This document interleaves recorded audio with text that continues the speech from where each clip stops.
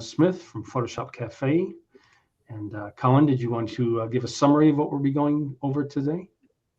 Yeah, today we're going to be using color in Photoshop, but we're going to be going a little bit differently than maybe some of the stuff you've seen before. There's two different areas. One, I'm going to show you how to get exact colors or very precise colors, either from just somebody giving you a PMS color, how to match that exactly.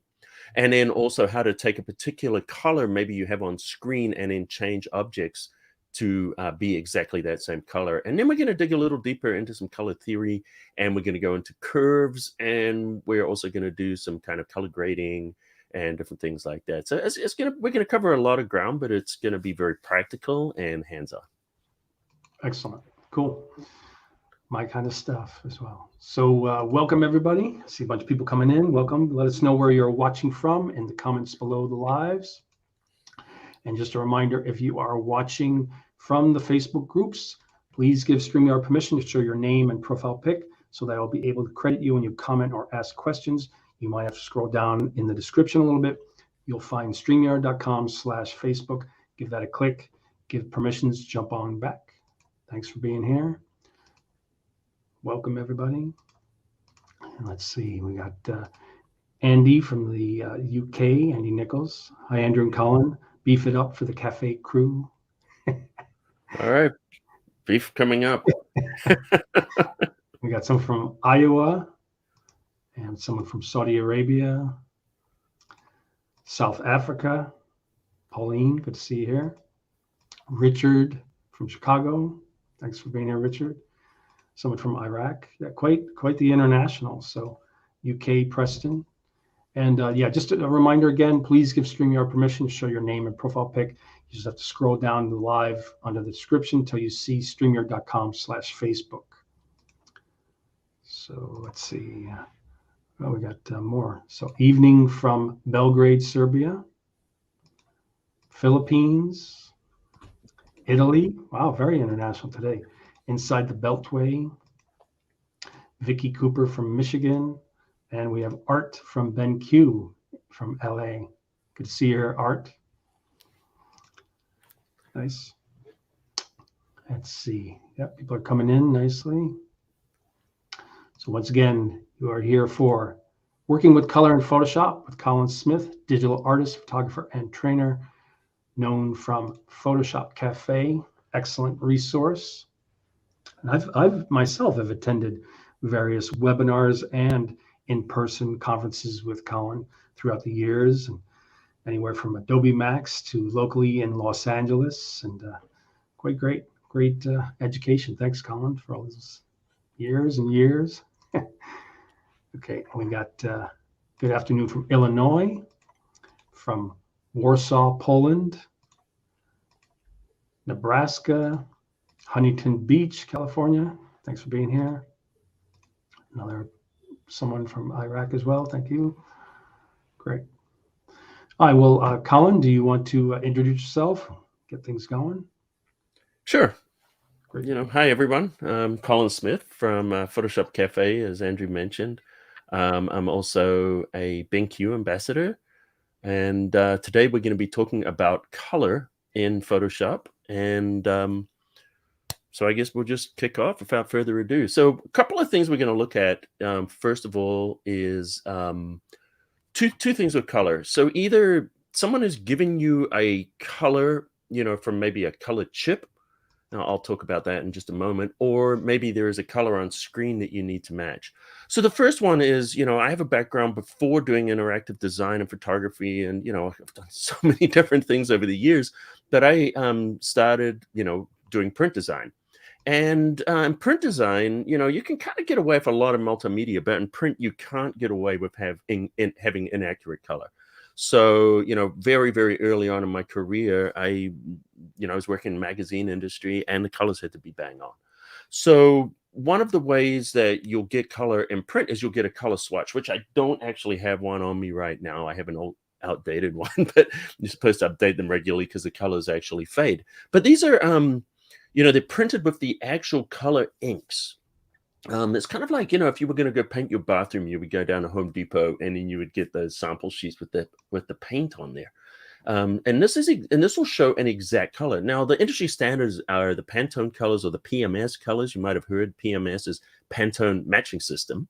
There are other matching systems, but the Pantone one is the most popular. And then, so say, for example, you were going to use a particular color, every brand, when you see a brand sheet, there'll be particular colors, and these colors have numbers on them. So someone might tell you, hey, I want a Pantone, a PMS 32, or a real common one would be like, like a reflex blue or something like that, anybody that's been doing print design would know. But let's have a look at how we would do this digitally. Maybe you don't have a swatch.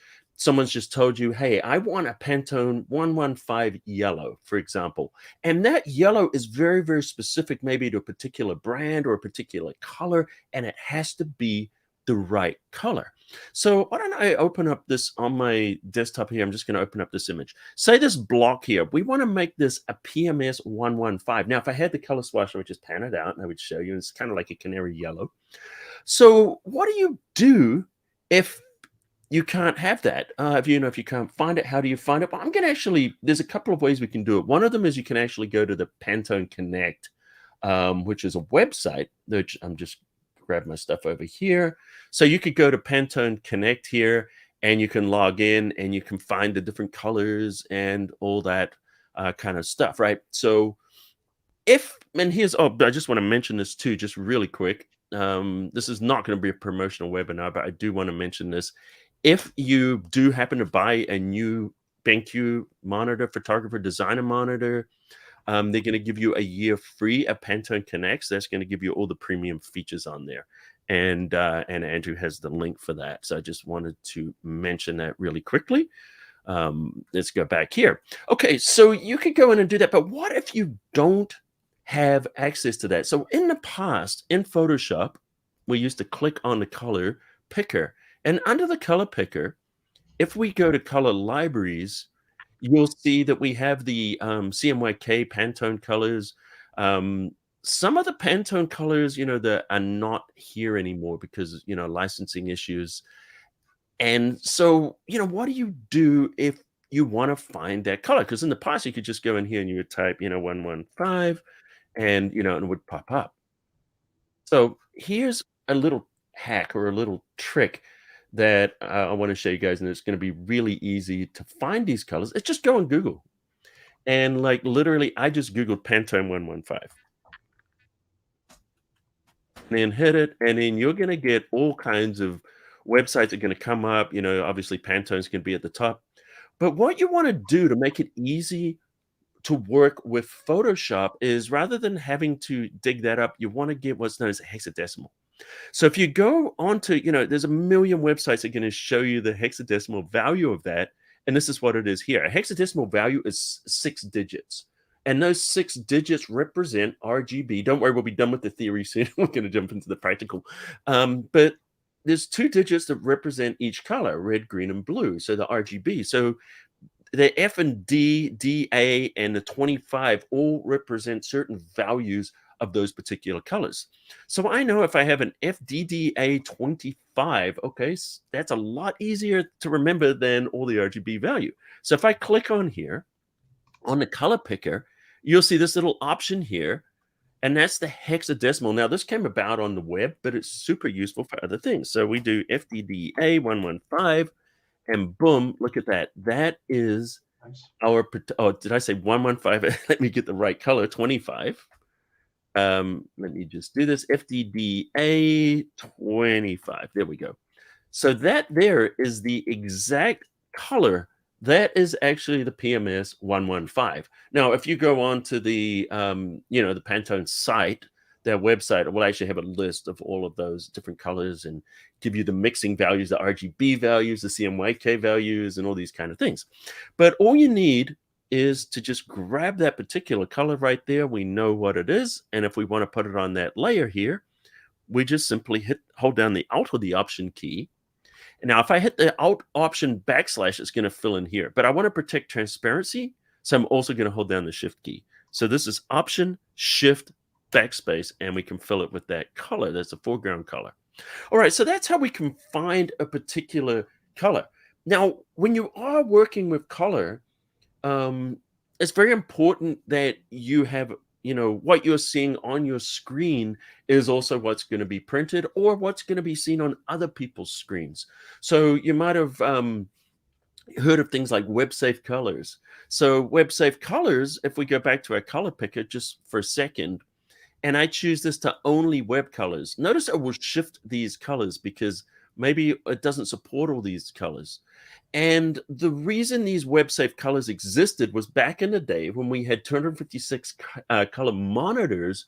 What it would do is it prevent dithering. Dithering is when you see the little dots there in the color, right? So instead of having a smooth color, it would have those little dots. So that would kind of give the eye the impression that it was a different color.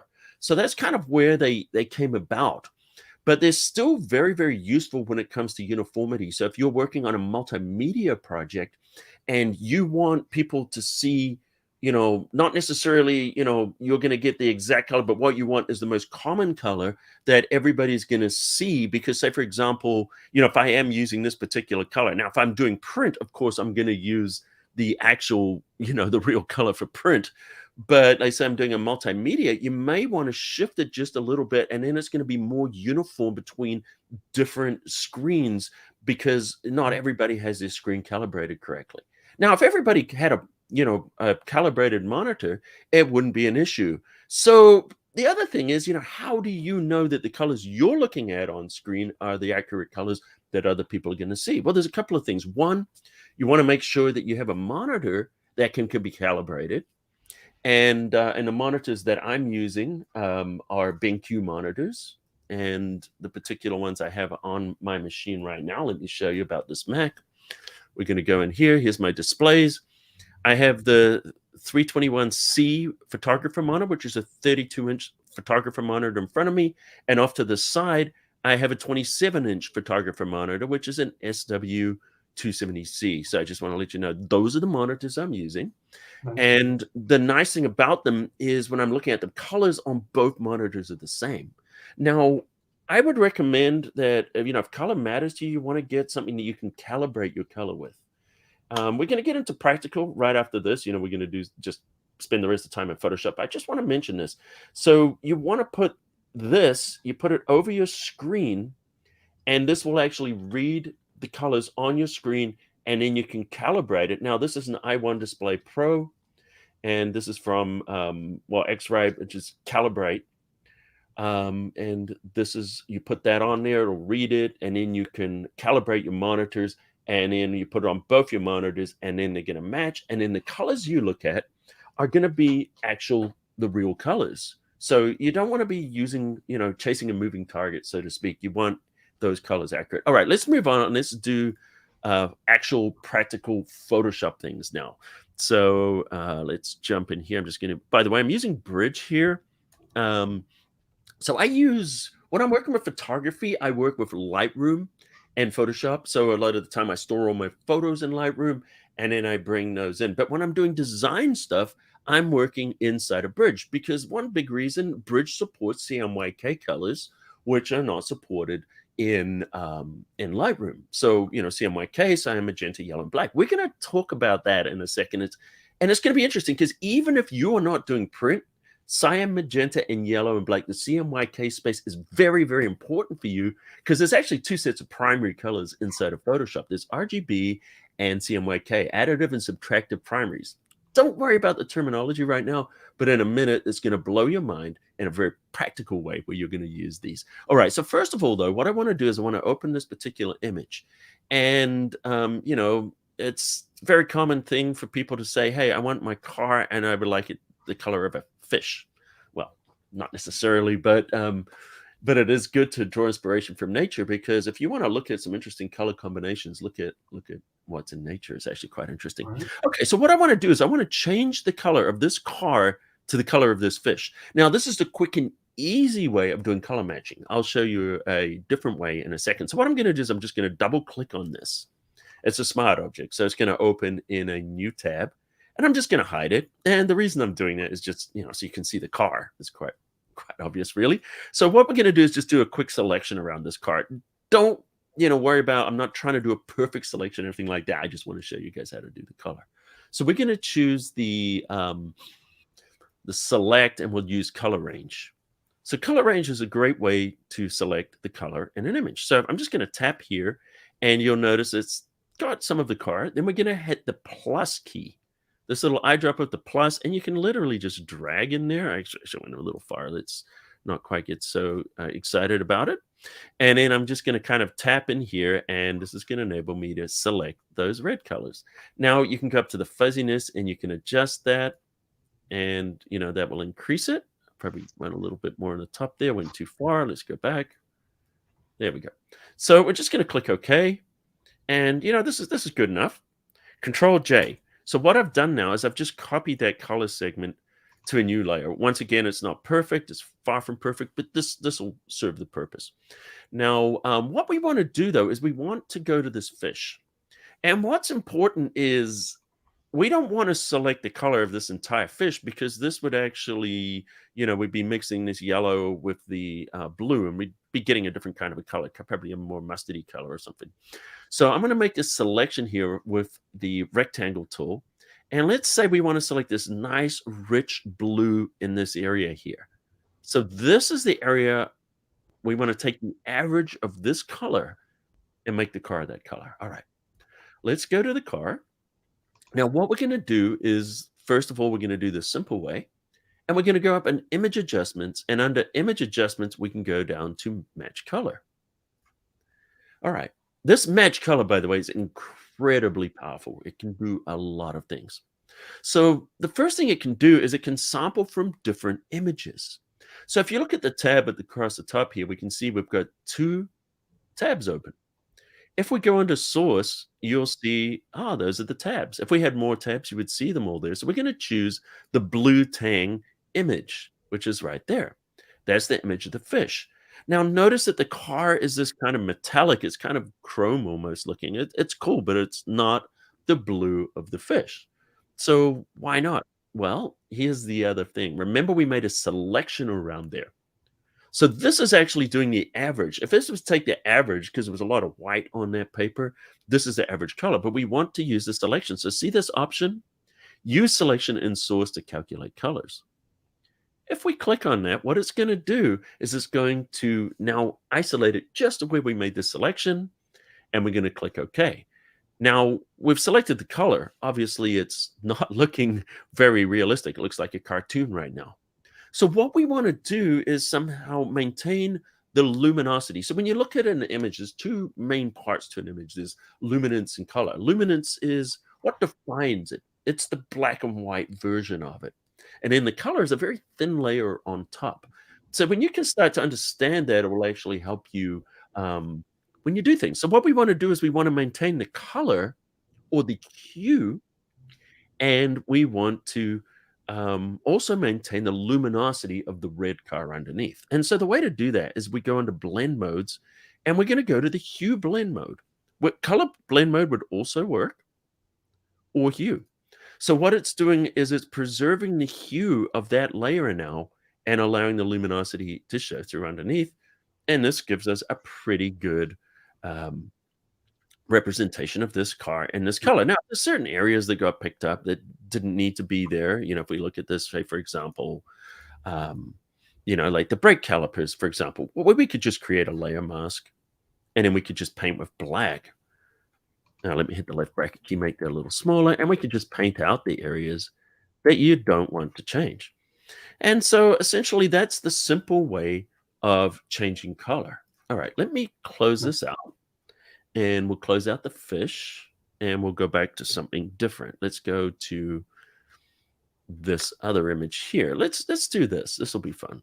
So we're going to pop open this picture here, and let me just get rid of that little thing there I put there. Let's get rid of that really quick. Just hold down the Alt or the Option key. Great. All right.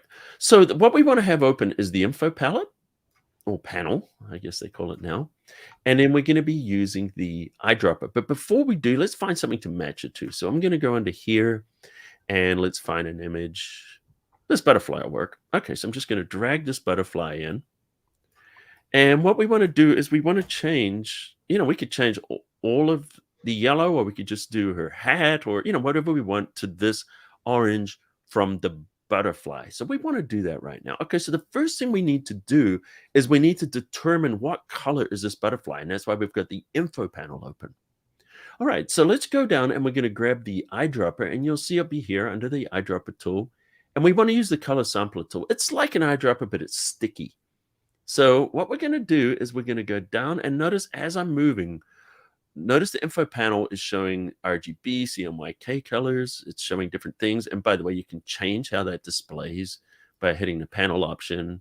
And we've got, all kinds of things that we can do in here. So just make sure we're working with we can select them here too. So I just want to have those RGB colors. All right, so why don't we go in and we're just going to click right there. See where that little eyedropper is right now? And that's frozen in time. And those are the values. Now, of course, if we drag this around, you'll notice that these values will vary quite a bit within here, depending on where we are within the selection. And one of the things is because we've got a point sample. A point sample is looking at that individual pixel. So that means if I'm over an area of grain, it's going to pick that. So that's a little too sensitive. But if you need that pixel perfect sensitivity, use that. Otherwise, I'm going to change this to a 3x3. Notice that those numbers changed. Now it's looking at 3. It's looking at 9 pixels, 3 pixels out either way. And this is going to give us a pretty accurate representation of that color where we are, but it's not going to be looking at little specks, individual pixels of noise and grain.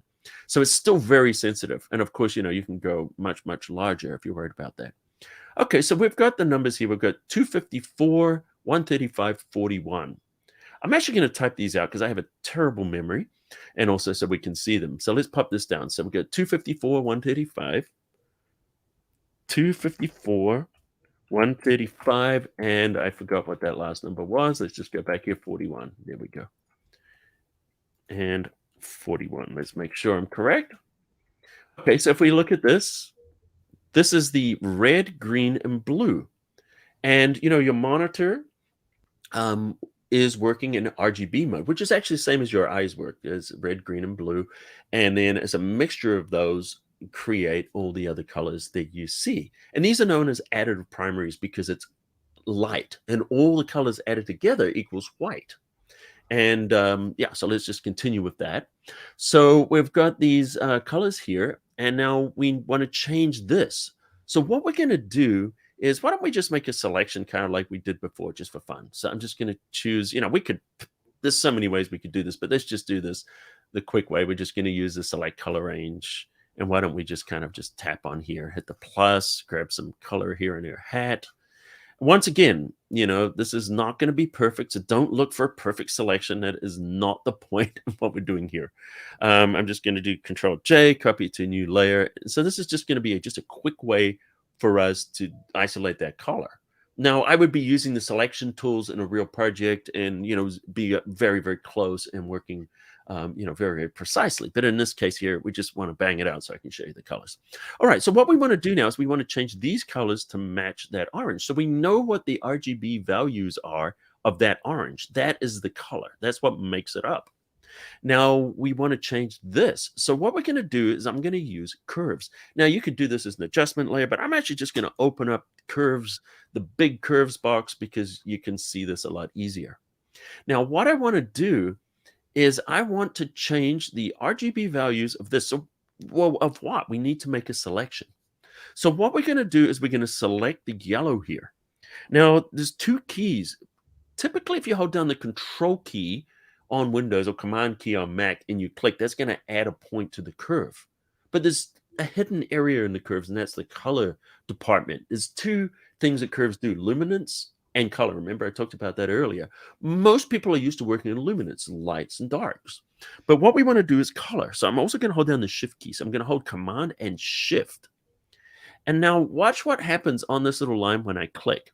So I click here, and we can see that we're going to go under the red. And if we tap on this red, we'll see that this is where that is. So this is like 188 amount of red. So this is out of a possible 256. So it goes from 0 to 255 in red, green, and blue. Add just the right amount in each one of those color channels is going to give you any color. All right, so what we're looking at is that red is 188, but we want it to be 254. So what we want to do is change the output, not the input. The input's what comes in, the output is what comes out. Seems obvious now I say it, right? So we're going to change that to 254. So that's the amount of red that's in that orange. Okay, let's change the channel. We're going to click on channel. Notice RGB, red, green, and blue. We're going to grab the green channel, and we want to change that output. We don't want it to be 194 anymore. We want it to be what? 135, because that was the green or the G value in there, 135. And then you can see we're getting there. And then we're going to go to blue. And instead of 4, so it's not going to be that different. We're going to change this to 41. Oh, that got a little weird, didn't it? Okay, so that's oh, I can see why. Just because it's out of gamut there, and it's kind of just bronzing on the edges. So that's fine. I'm just going to keep that at the 4 because that looks pretty good. And then we're just going to click OK. And you can see that by changing the RGB values here, we were able to get these colors to match. Now, the 41 would be nice, but it's a little bit of out of gamut for the color space I'm in. I don't want to get into explaining that, but you know, if I increase that a little bit, I could increase it a little bit, and we'd get closer. But this is very, very accurate. This is very close. If we look at those oranges, that's essentially how you go through and you change the color. Now, I want to continue now. Let's go a little bit further. And what I want to do now is, let me bring this up, because remember I talked about RGB and CMYK. So this is really interesting. I'm going to show you something here that not a lot of people, I mean, everyone should know this, but not a lot of people do know this. I noticed, I'm kind of surprised, but you know, it's kind of, you know, back in the day when everyone who's using Photoshop was a print designer, this was kind of, you know, maybe more common knowledge if you wanted to work in the industry. So there's 2 primaries inside of Photoshop. When I say primaries, you're used to the primaries, maybe, you know, from the paints, you know, in kindergarten or whatever, but there's 2 sets of primaries, additive and subtractive. Additive primaries, as I mentioned before, are red, green, and yellow. So we see the red, green, and blue, red, green, and blue. Now, that is light. And when you put them all together, it equals white. See, this is all of them put together. And that's why they're called additive. Now, the subtractive primaries are what we use on pigments. That would be ink, that would be paint, that would be, you know, an actual substance. And those are cyan, magenta, and yellow.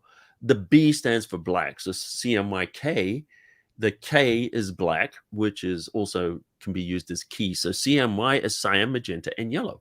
So if we look at red, and then we see cyan over here, look at this. If you think of this as almost like a color wheel, the opposite of red is not green.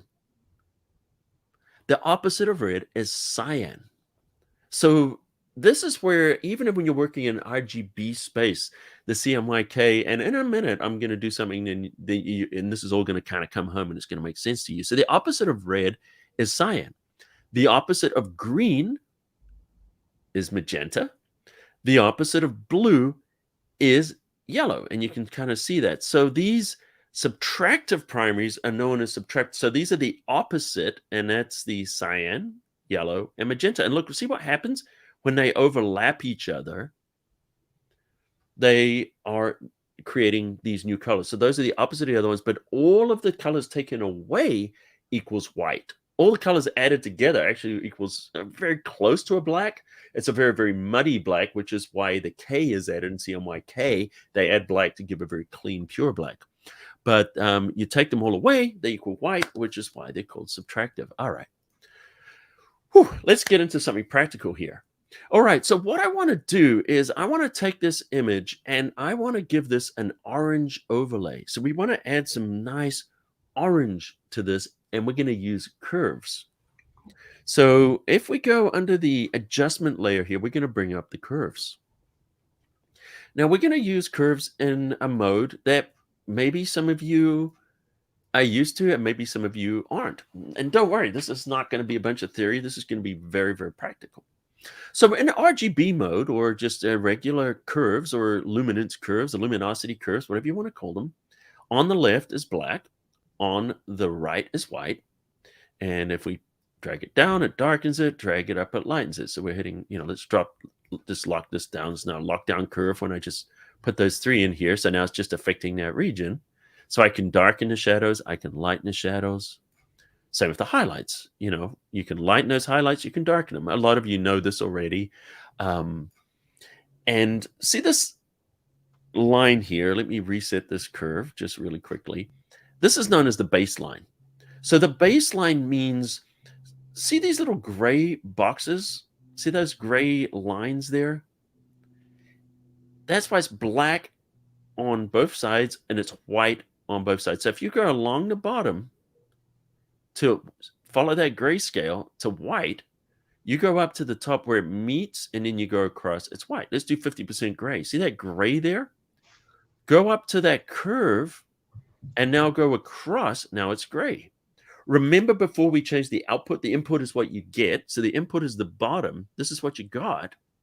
And then the output is what we're changing it to. So say we click here, and I'm not going to spend a lot of time on luminance because this is not what we're covering today, but this is a 50% gray. If we look at that 50% gray and we follow it up here, and then we go across, look on that gray scale, it's also 50% gray. This is why if I drag it up, it lightens it, because if you look, see, we're still on that same gray value, but go across, now it's mapping or matching a lighter area. If we pull it down, follow it across, now it's matching a darker area. That's essentially how curves work in the luminance. That might be what you're used to. Now, when we go into the color, all of this changes. So now we're not actually lightening or darkening an image anymore. What we're doing is we're actually changing the color. We're adding or reducing certain colors. So we know this is red. So let's just grab the midtones and we drag this up. Look at this. It makes it more red. Now, if you remember on this little thing I showed you here, what is the opposite of red? If we were in a classroom environment, you'd all be yelling out cyan.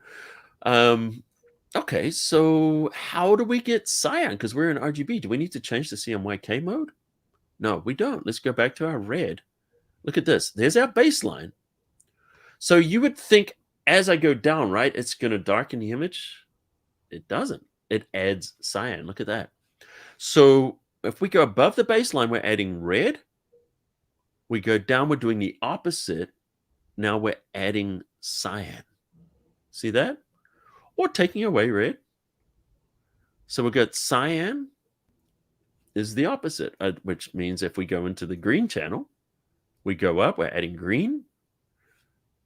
Magenta is the opposite of green. You want magenta? There it is. Look at that. Nice, beautiful magenta. It's not, I mean, it is slightly darkening or lightening the image, but this is based on the density of the color more than it is based on, the luminance. It will affect it a little bit, but it's really, that's not its purpose. We're adding these colors, but we can add them into different regions because we know if we go, say, here's our shadows on the left, if I push it up, we can add green to our shadows.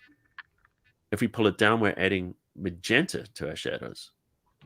Same thing with the highlights. You want magenta in your highlights. There they are. In the shadows, there's the green. And then once again, of course, we go to blue. Colin? Yes. Can I just interrupt with a nice compliment here? So yeah. It's someone on Facebook, so I don't know their name, so feel free to post that back in the comments underneath. But they say, it's been a while since I learned something new about an old tool. I don't remember ever hearing this. So it's not commonly taught these days. Yeah. Cool. All right. Thank you. Thank you for that. I'm glad you're finding this useful. All right. So here we go. So we're going to go into the blues. And so we increase the blue. Look at that. There's blue, right? So did you ever wonder where yellow was? I mean, yellow is a pretty important color, right? Well, it's in the blue channel. There it is. There's your yellow. So that's something, I'm going to reset this now. So what I want to do is, let me go up to RGB and we're just going to completely reset this. So what I want to do is I want to put orange in here into the highlight area. So how do we do that? Well, we know two colors make up orange, and that is red and yellow makes orange. Now, some of this you're just going to learn from experimenting. I don't expect you to memorize all of this. Okay, so what we're going to do is we're just going to choose red, and I want to add red into the highlight areas. I'm just going to drag up, and I'm going to pull this down in the midtones. And then, so what I'm doing is I'm adding some red into our highlights. It's not orange yet. We need yellow. So let's go to the blue. Remember what I told you? The opposite. Let's just lock down that 50%. And we drag down. And now, actually, let me pull that down a little bit too. There we go. So we're adding some yellow in here, which is going to give us our orange. Let me just do that one hit. There we go. I want a little bit more red. Let's go here. Let's pull that off. I'm just going to go here. And there we go. We get a bright, bright orange. Excellent. So that's how we get that orange color. All right, so just for fun, why don't we make this look more realistic? Let's make it look like we've got this orange kind of background, and then it's going to be reflecting on our firefighter here. So it's going to be really hitting the highlight regions. It's not so much going to be hitting the shadow regions. And another thing is, because it's backlight, it's going to hit the edges, but it's not going to so much hit the middle, because the middle might not be getting that color, unless, of course, there's a bright wall where I'm sitting, and then that color is reflecting backwards. So there's always that kind of bounce light, which can, really throw off, some of what you typically think of as in, how color is kind of bouncing around. It's not always obvious. It depends on the environment, right? So what I'm going to do, though, is I'm just going to go for a basic scenario here and assume that there's not really anything where I'm sitting. It's just an open room. All right, so we're going to choose black here for the brush. We're going to choose a nice soft edge brush. So we're going to grab the edges, make sure hardness is turned all the way down.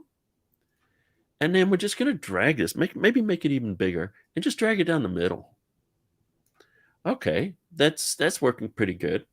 And I'm just going to blur. I'm just going to choose filter blur. And we're going to add a Gaussian blur here just to kind of feather those edges up a little bit. There we go. Look at that. So it's not going to be quite so abrupt. Great. All right. And, we could kind of paint that in a bit more too if we wanted. All right. So the edges are kind of getting that color, but we don't want it in the shadows. We just want to have that color hitting the brighter parts. So we can use Blend If to fix that. So under the layers panel, let me just pop this open so you can see it just, a little easier than having that big, long panel. And so what we want to do is choose effects. And then rather than grabbing an effect, we're going to grab the blending options. So this is, everyone used to call this advanced blending. Now we just call it Blend If.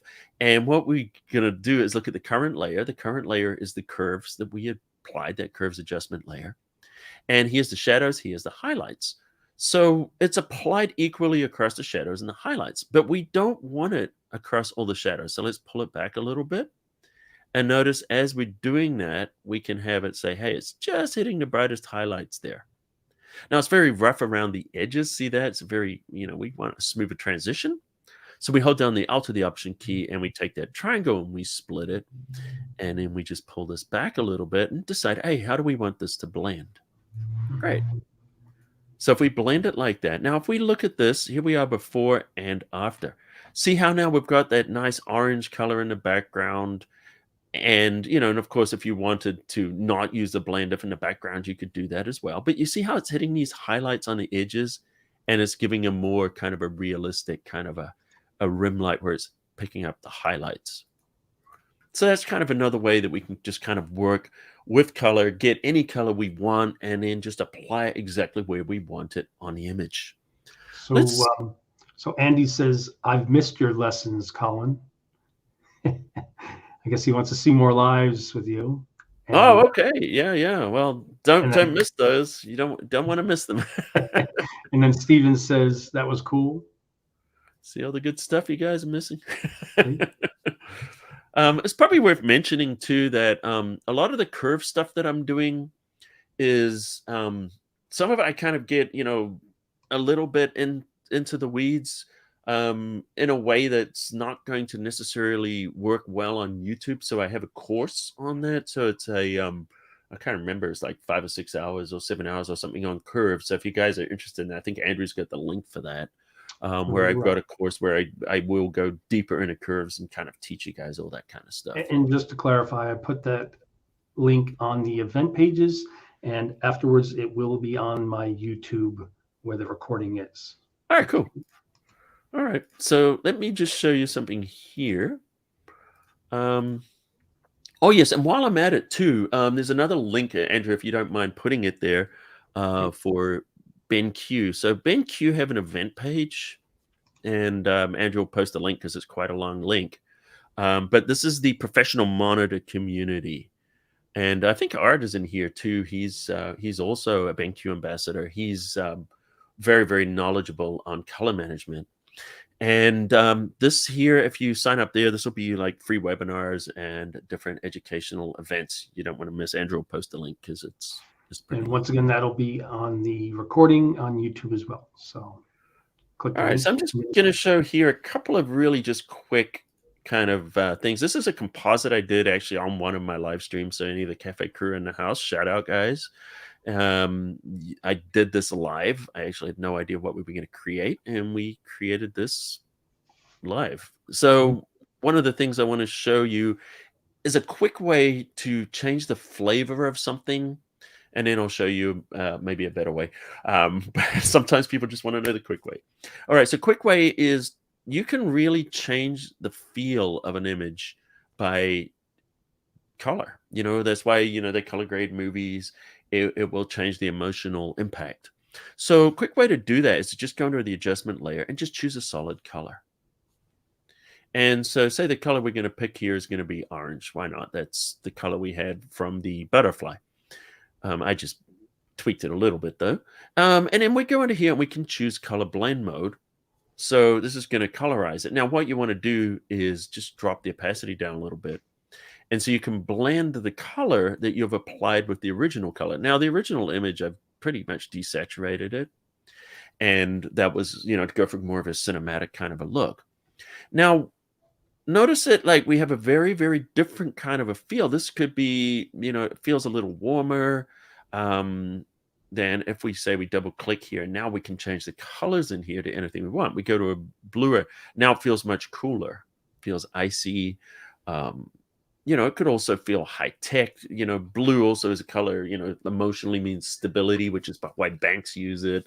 There's a whole study of psychology of color. And if you're a graphic designer, you probably studied some of that, like green speaks of freshness, newness, spring. And then, yellow can also kind of have that kind of thing. Now, if you are applying color, also make sure you do cultural studies because different colors mean different things in different cultures. But we're not going to, like red could be, danger, could be sexy, could be, different things. Purple speaks of royalty, regal, so each color is going to change the way people emotionally see something. And if you drop it and just put it just a little bit like this, see how you're getting a different kind of emotional response to your image. And sometimes I would go really, really light. Like it's say, for example, just a little bit of that color. See this? I'm at 11% right now. And that will definitely influence another thing that can do when you're compositing and you've got all these different photos, like what I've done here, just kit bashing all these different photographs. It can kind of unify the colors by just kind of putting a color over the top of everything. But let's jump in here. And the last thing I'm going to show you is how to create, like a fashion kind of a color. Let me just put these panels back to where they were. I get messy with my panels when I'm teaching. And I'm just going to reset column minimum.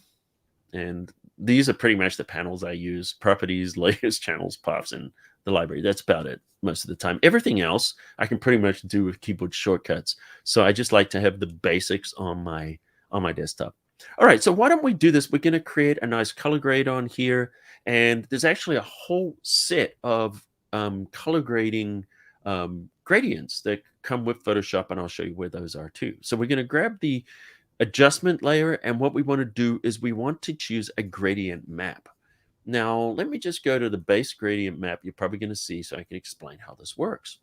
The gradient map works by mapping colors to existing colors, almost like a curve in a way to in a manner of speaking. So the left is shadows, on the right is the highlights. This now looks black and white because it's mapping black to the shadows and white to the highlights and different shades of gray to their corresponding values. If I was to reverse this, or just, why don't we reverse it? This is going to look like a negative. And that's because it's mapping whites. Remember, the left is always the shadows. It's mapping whites to the shadows, blacks to the highlights. And that's why that looks inverted. You can do the same thing with curves, by the way. All right, so that is maybe not that useful to do it like this, unless that's something you're looking for. But what we want to do is if we can go in here and we can use colors here. So we've got a gradient here. So now we've got this kind of pink going in the shadows and more of a kind of a purple going into the highlights. Now, obviously, that's not very usable. But if we change this to color blend mode, and then we bring our opacity down a little bit, now we can start to use this to color grade the image very quickly. Nice. Now, let me show you some really professional looking gradients that you can use. So what you want to do is you want to go up into the window and you need to open the gradients panel. You're not going to be able to do this from the properties panel. The only place is the gradients panel. And this was added like 3 or 4 versions of Photoshop ago, maybe 3 versions. And then if we click it, now, by the way, these were always there. What I'm going to show, been in Photoshop since day one, but this is where you find them. If you're using Photoshop 2020, just go under gradients and then you'll see an option. This is legacy gradients, and you'll do that. But for everyone using more current versions of Photoshop, you'll go under the gradients and you'll see the option to choose legacy gradients. And what that does, I've demoed this a few times. Got a few sets of these now, but they're the same. And so this is going to add them. So I'm not even going to bother here in the gradients panel. We're going to go over here because whatever in the gradients panel is what's going to appear in the properties. So here's our legacy gradients. This is the one we just added. And the one that you guys are going to go down to is photographic toning. And look at this. As I click on these, you're going to get these incredible color grades that emulate different film. So if you're looking for different kind of film stock looks, look at this. This is just so beautiful. Just incredible. If you look at them, see how these gradients and the ones on the left are going to map to the shadows. So the white's not going to change those shadows. But then we go up here, we've got these browns and these different tones. Of course, you can create your own. But if we look at that, look at the difference. It just gives it this really rich, like it was professionally color graded. And it was, 2 clicks? So, on that sense, yeah, that's, pretty much all I've got to share with you guys today. I think it's what, the time kind of allows us to do. So I hope this was You can go a bit more if you want. I mean, we're still going good. I'm loving it. So, I mean, it's great stuff. I don't have anything else prepared. Yeah, that's it. That's all she wrote. Yep. Sarah says, makes it look rich. Shell says, love it. Yep. Yeah, very nice. Oh, that's what I was going to say. Oh, did you want to talk about your new course too? So you have the Adobe Camera Raw course. Oh, so. Sure, I will. And something worth mentioning too. I mean, I always forget to mention this because I just assume everybody knows it. But PhotoshopCAFE, when I do my tutorials, I have written steps with just about every tutorial. So if you're looking for, a written version of basically some of what I taught today, just go to, PhotoshopCAFE. This one was add colored highlights to Photoshop color curves or whatever. Just hit the little search bar and put in color curves, and, you can find my tutorials. These are all free. But we're just talking about my brand new course that I just did is Adobe Camera Raw, and I literally launched this, I think, last week. And so Camera Raw's had so many changes over the last few years. First of all, they changed the interface, then the masking and all the tools were completely changed. And don't forget, also the content aware fill and all that is in there. But a lot of people don't know that. But that's all changed as well in the latest version of it. So what I did is I created a comprehensive course where I went through, and how many lessons? I've got 54 lessons. Nice. Where I basically have gone through every single tool inside of Camera Raw. A lot of emphasis, obviously, is on doing things like using the new masking tools, but also those come with things like smart presets. Now you can do intelligent presets. You can do ISO dependent presets and a lot of intelligent presets and stuff. So I'm teaching you guys how to do all of that. I'm using, more technical kind of terms, when I'm explaining it here, but everything I teach is in plain English. I don't get overly technical, but yeah. And this is probably the most comprehensive course that there is on Camera Raw right now. I believe it is. So yeah, so that's available, and I've got really, really good response from this. Yeah, that's it. And Andrew has a link for that. And in general, question about so Camera Raw is, you show some really great tips and tricks with curves and using curves to change color and contrast.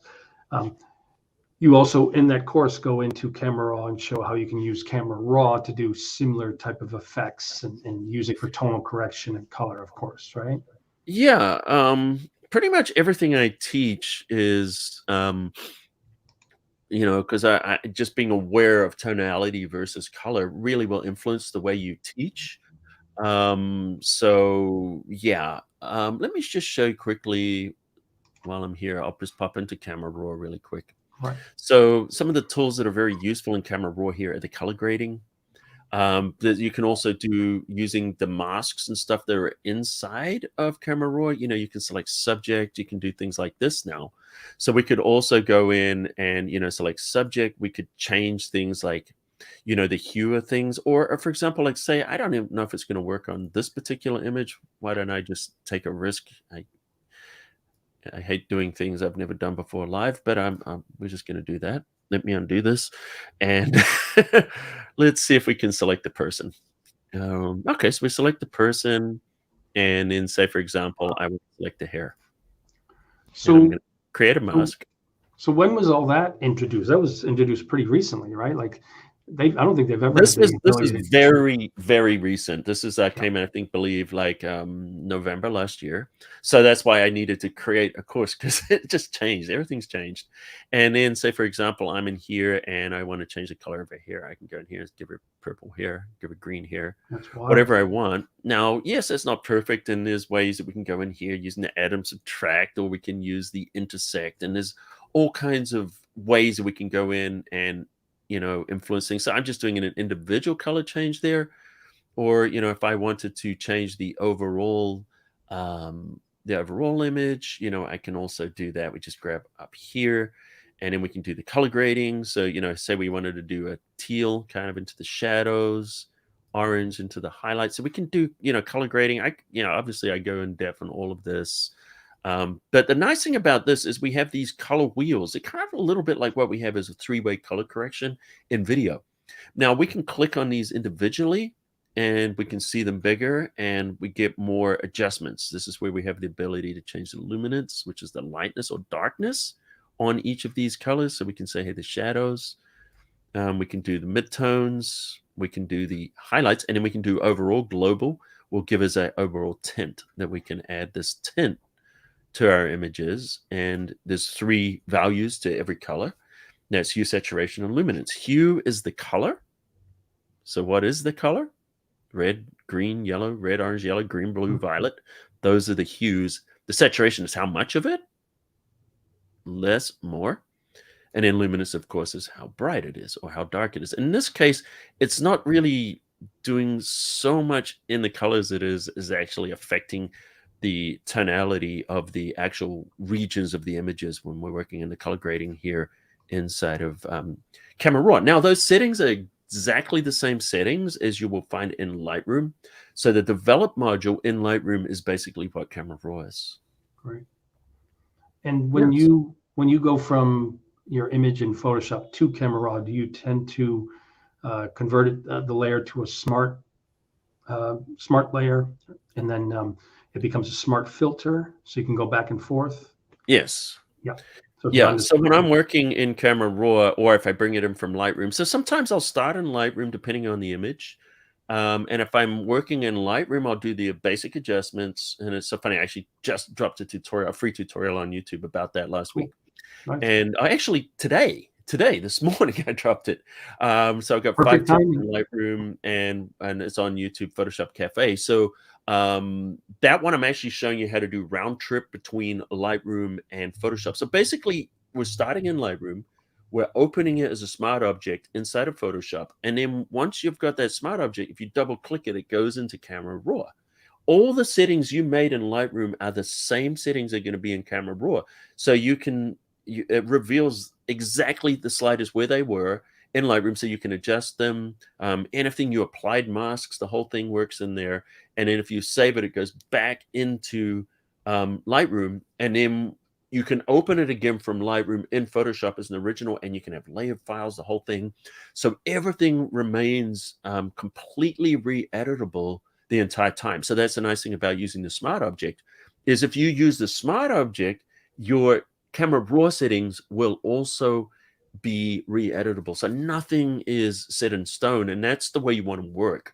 You don't want to, well, you probably heard the term maybe bake in your settings. Baked in means that it becomes a flattened image, and then if you're going to change it, you're altering those pixels again. And then obviously the more times you do that, the more quality you lose. That's why sometimes people's images look soft and mushy, because they're manipulating them too much. But if you work as a smart object, it keeps the original pixels intact, and that way maintains the integrity of the image. So when you look at some images and they just look really clean and crisp, that's because they're working non-destructively and maintaining the integrity of those pixels. Really important, particularly if you work in print. There's a lot that I learned in print that serves me today, where you just learn about maintaining the quality of the image. It's just very, very important. And I know, some people that work in print, and they're nodding their heads, because that was very important in that world. Whereas these days, when some things are just digital, people are not looking at them as closely as they would look like, say, a movie poster, or, a billboard, or a magazine ad, or something like that. People are looking at those book covers, whatever, the people are scrutinizing those much more closely. But in the digital, you can get away with a little bit more. But if you put it side by side with an image that has been handled properly, non-destructively, you can definitely see the difference. You'll see this nice, clean, crisp image. And if you want professional results, use smart objects. Yeah. Fantastic. And I always find it funny that a lot of people think that if you also create a large image for like a billboard, that the resolution has to be like 600 or 700, when No. it's the opposite. Usually you have to make it like 150, correct, Colin?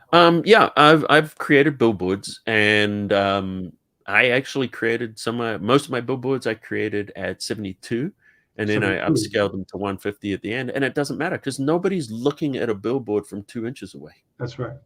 Yeah. Absolutely. Yeah. Cool.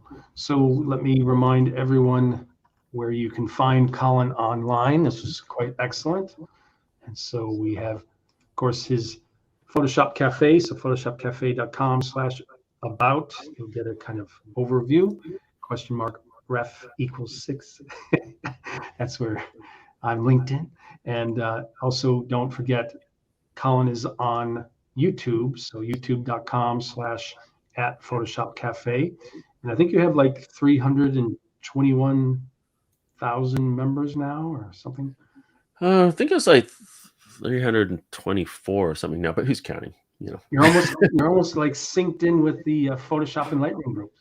Photoshop and Lightroom is 330,000. You're 321. Like balance each other out. The race is on. No, I'm just kidding. I'm kidding. You guys are probably growing much faster than I am. Well, you're always welcome to come and do live events for our group. Always appreciated. So thank you. And so don't forget that Colin has the new Adobe Camera Raw course from Photoshop Cafe. And again, the link will be in the event page and on the YouTube description.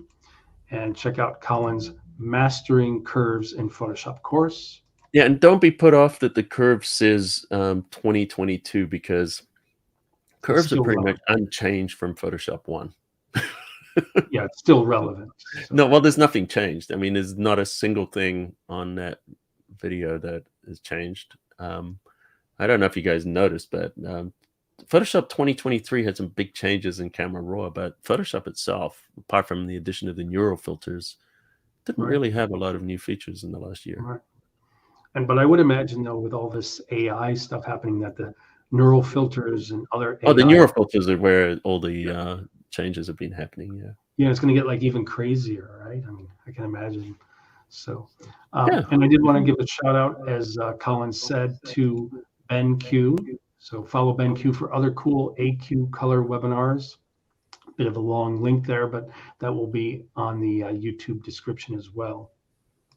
And don't forget to subscribe for more digital art, Photoshop, and photography focused live streams and tutorials on my YouTube, youtube.com, Digital Art Drew.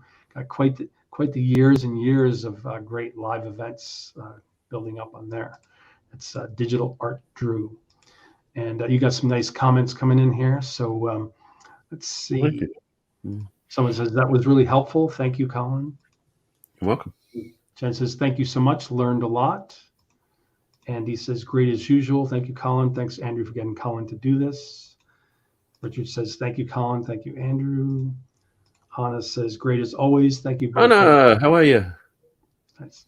And Andy says, what is the best resolution to work in and then save? But as Colin was just... and Hannah's also part of a group. I'm also, and I forgot to mention too, I'm also an Adobe community expert, and Andrew is also a community expert, and so is Hannah. I think it's a different Hannah, though. This is it's not. Oh, okay. I know the other Hannah too. Well, good to see you too. Yes, I know. I've been live with Hannah too, Hannah Messer. Yeah. And then, just fine, thanks. Sarah says, thank you. And then Andy was saying, what's the best resolution to work in and then save? But as you were saying, it depends on if it's a billboard, if it's a print, if it's a web document. Yeah, but basically, it's two main formats. There's working and delivery formats. So your working format, I like to always save. If I'm working on a layered file, I work as a PSD. Now, there's very little difference between a PSD and a TIFF. I don't know if you know, but Adobe actually bought the TIFF format. They own it. So it's almost a mirror image of the PSD format as far as like capabilities. But I like to save it as a PSD or a PSB if it's a larger file. And in that way, I know it's a layered file. So I will save a TIFF out if I want to print. So if I have a print file, I'll save it as a TIFF. And then when you're going to, social media, going to the web or anything multimedia, JPEG is the most common format. PNG is kind of picking up. Then there's other formats, there's high efficiency formats, and there's JPEG XLs, and like other formats are kind of coming along. But the main standards right now are JPEG for multimedia and TIFF for print as far as delivery. Great. Excellent. Well, thank you very much, Colin. It was excellent as always, and always welcome to come back. And thank you. Yeah, it's not my first time. I've done a few of these with you, and I'm sure I'll be back in the future to do more.